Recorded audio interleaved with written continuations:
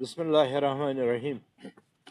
میں نے آپ سب دوستوں کو تکلیف دی ہے، جو بھی میں بات کروں گا یہ اس خالص ریلیٹڈ محرم الحرام کے سلسلے میں ہوگی۔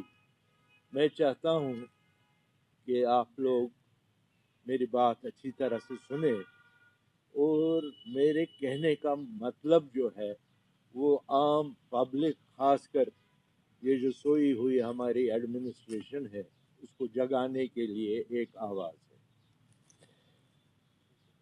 محرم ایک ایسا مقدس مہینہ ہے جو ہر سال منایا جاتا ہے۔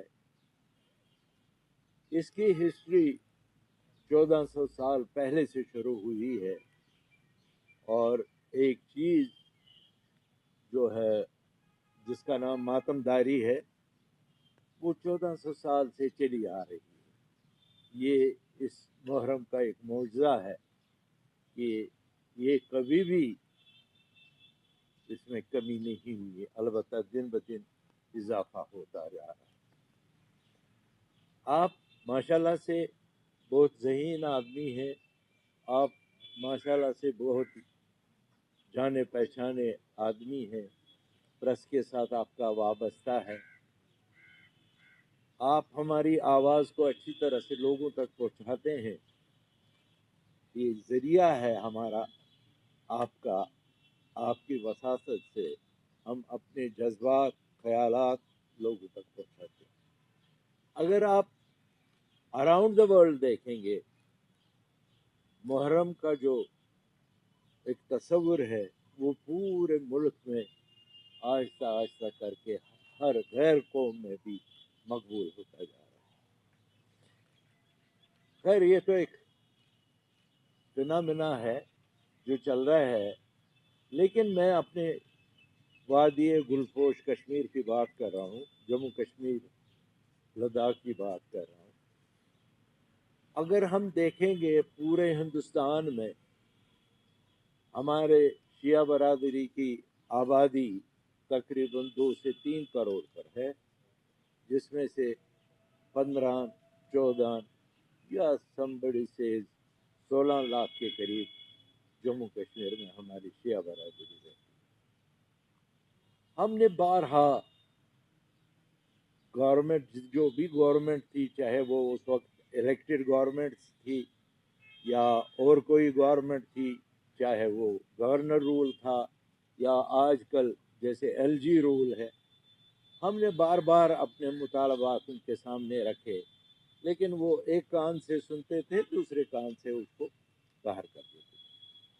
مجبوراً ہمیں اس سال تنگ آمد بجنگ آمد ہم نے یہ فیصلہ لیا، ہم کسی گورنمنٹ فنکشن میں شمولیت نہیں کریں گے جو ریلیٹڈ ٹو محرم ہوگا۔ مثلا میں آپ کو پوائنٹ وائز کہوں گا۔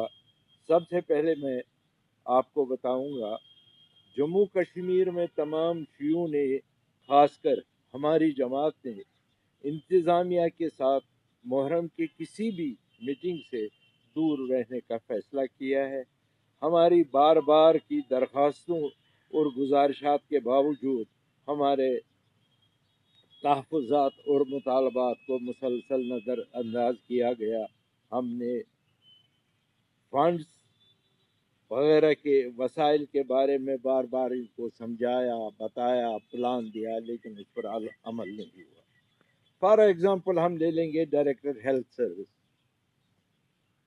ڈائریکٹر ہیلتھ سروس کو جب ہم کہتے ہیں کہ جب ہمارے جلوس نکلتے ہیں، اس جلوس میں ماتم زنی ہوتی ہے، زنجیر زنی ہوتی ہے، ہمارے بچے لہو لہان ہوتے ہیں، ان کو اس وقت ٹریٹمنٹ فرسٹ ایڈ کی ضرورت ہوتی ہے، لیکن ان کے پاس کتنا یہ حیرانگی کی بات ہے، ان کے پاس اس وقت بنڈیج نہیں ہوتا ہے، دوائی نہیں ہوتی۔ چھوٹے بچے جو اپنے ماں کے گودوں میں ہوتی ہیں ان کو بھی پرابلم ہوتی ہے، وہ کہتے ہیں چلیے اسی توفیق سے، اسی توسل سے، آج محرم ہے، یہاں گورنمنٹ کا انتظام ہے، ڈاکٹرز ہوں گے، پیرامیڈیکل فورسز ہوگا، یہ ہوگا، हमारे बच्चों को भी देखभाल होगी, कुछ नहीं होता। हमने बार बार उनको ये कहा कि भाई अगर आप आते हैं तो कहते हैं कभी हमारे पास बैंडेज नहीं, हमारे पास दवाई नहीं, हमारे पास